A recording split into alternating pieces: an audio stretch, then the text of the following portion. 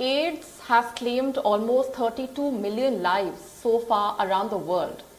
From the time it was first reported in the early 1980s till now, no effective cure has been found for the deadly viral disease.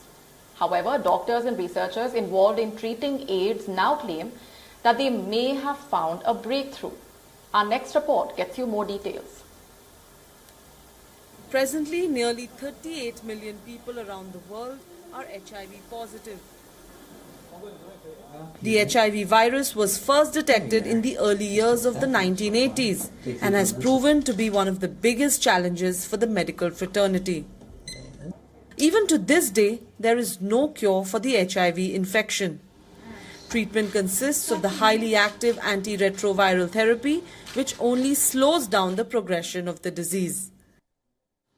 But now, researchers at the Sao Paulo University in Brazil feel that they might just have found a breakthrough.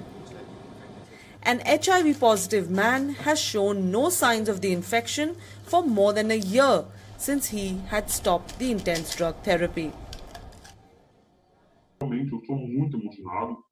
I'm really excited and confident because I really hope it doesn't come back. And if it does, like Dr. Ricardo said, they have to be ready to help me. But I'm very, very happy and I would like many people to achieve what I've achieved. It's a gift I think the world needs to know about and share. I apologize for not being able to reveal my identity. I have many reasons to do so, but I'm really happy. Dr. Ricardo Diaz, who led the team at the Sao Paulo University, is cautiously hopeful. He wants to ensure that the Brazilian man, who is now completely cured of HIV infection, does not develop the infection again in the long run. It is perfectly possible for the virus to stay latent in the body for many years before it becomes active again. For us, this is a big step, but this is not the final step. We still need to monitor this patient to see if he is going to be without HIV replication at the long run. And we are going to follow this very closely.